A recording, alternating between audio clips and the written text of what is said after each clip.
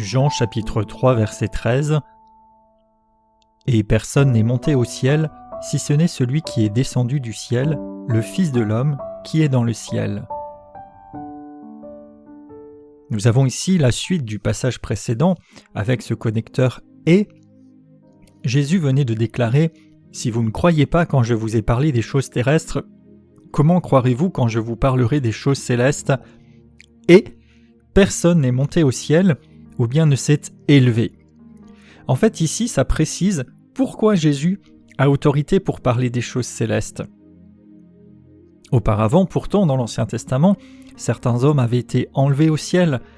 Enoch, dont il est rendu témoignage en Genèse 5, verset 24, puis en Hébreux 11, verset 5, qui marchait avec Dieu, puis ne fut plus parce que Dieu le prit. Et puis le prophète Élie, dans 2 Rois 2, verset 11, où il a été glorieusement enlevé sur ce char céleste sous les yeux de Élisée qui le suivait. Mais la distinction ici, c'est qu'ils ne sont pas montés eux-mêmes, ils ont été enlevés.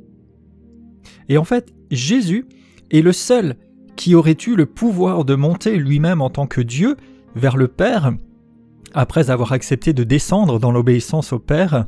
Il est dit ailleurs qu'il s'est dépouillé, qu'il a quitté son ciel de gloire pour venir vers nous, tout comme d'ailleurs il a choisi de donner sa vie lui-même en disant « personne ne me la reprend ». Mais en fait ici on voit « personne n'est monté au ciel si ce n'est celui qui est descendu du ciel » ou bien « à part » ou « excepté » celui qui est monté du ciel. Le livre des Proverbes au chapitre 30 verset 4 pose la question « qui est monté au ciel et en est descendu ?» Et il y a une référence à travers la suite de ce passage à la divinité et donc à l'incarnation de Jésus. Mais en réalité ici la question et ce qui en revient c'est qu'il n'y a personne qui soit monté ou resté au ciel puis en soit revenu pour pouvoir parler des choses célestes comme un simple enseignant, un simple docteur humain. Mais en fait Jésus, lui, il demeurait initialement dans le ciel, il y était de toute éternité, avant son incarnation, et donc lui seul est en mesure de parler des choses célestes, de les faire connaître en connaissance de cause, parce que cela fait partie de lui, le Fils de l'homme qui est dans le ciel. Donc il est maintenant dans le ciel, il y intercède pour nous, mais tout au long de son incarnation, de son ministère terrestre, dans un corps humain, en fait il avait toujours encore sa demeure éternelle dans le ciel, dans son statut divin. Et il rend plusieurs fois témoignage qu'il fait ce qu'il voit faire au Père, qu'il parle selon ce qu'il entend, et cela peut se référer aussi à son omniprésence, il est partout à la fois, et ça fait écho à Jean 1, 18 qui nous disait qu'il est dans le sein du Père, donc il y a cette communion complète avec Dieu le Père, avec le céleste. Jésus est devenu un homme, c'est vrai, mais il est resté également pleinement Dieu et pleinement homme, c'est le mystère de l'incarnation, Et il était donc aussi bien au ciel que sur la terre, il transcende tout. Donc lui seul étant Dieu avait la révélation, l'expérience, la nature divine et céleste pour témoigner des choses célestes. Aucun autre avant lui, ni en dehors de lui, ne le pouvait. Il n'était pas qu'un simple enseignant terrestre, mais il parlait et il agissait comme demeurant éternellement avec le Père. Il est descendu du ciel, il s'est humilié pour devenir un homme et il choisit d'ailleurs souvent, nous l'avons déjà vu, cette expression « fils de l'homme ».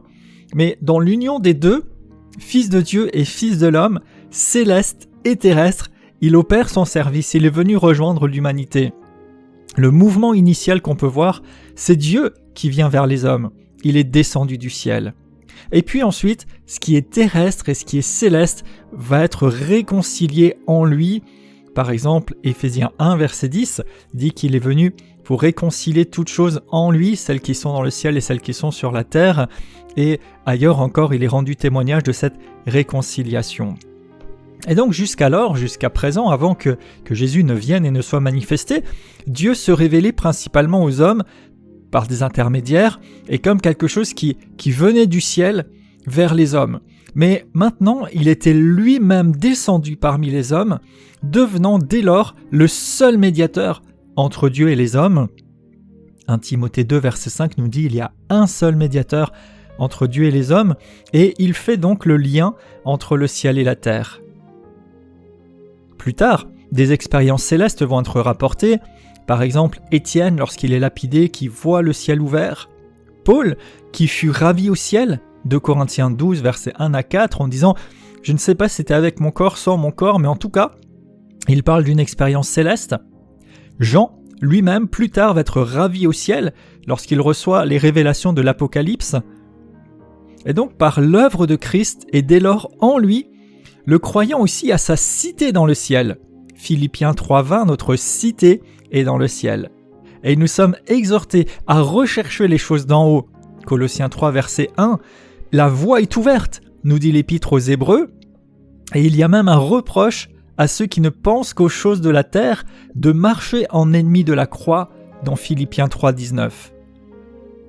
Nous devons donc chercher la vérité et la lumière auprès du seul qui est descendu du ciel, Jésus lui-même, et qui dès lors est pleinement qualifié pour révéler les choses célestes. Il le fait à travers les Écritures, qui ont été données et inspirées par Dieu par l'œuvre du Saint-Esprit. Il le fait à travers le Saint-Esprit qu'il nous a laissé pour nous enseigner toutes choses et nous diriger, et à l'écoute duquel nous pouvons et devons nous placer. Donc, Jésus est venu du ciel vers nous, et il l'a fait pour que nous puissions alors aller vers lui. Il a laissé la gloire céleste pour ouvrir la voie et nous donner accès à celle-ci. Il est, nous dit encore le livre aux Hébreux, notre souverain sacrificateur céleste.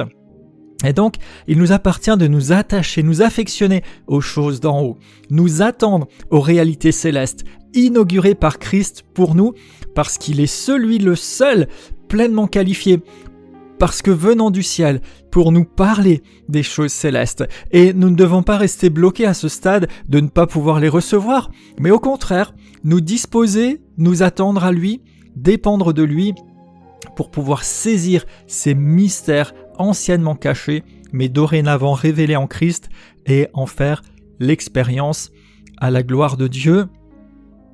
Je crois que Jésus est Dieu. Il est le seul venu du ciel. Je crois qu'il a accompli l'œuvre de réconciliation des choses célestes et terrestres. Je le crois et je le reçois par la foi pour ma vie. Je suis sur terre, mais ma cité est dans le ciel. Je suis citoyen des cieux. Je m'affectionne aux choses d'en haut. Je me dispose à recevoir la lumière, la révélation de celui qui est venu du ciel et qui aujourd'hui est au ciel. J'accueille sa manifestation dans ma vie et dans mon environnement. C'est sa grâce et je la reçois.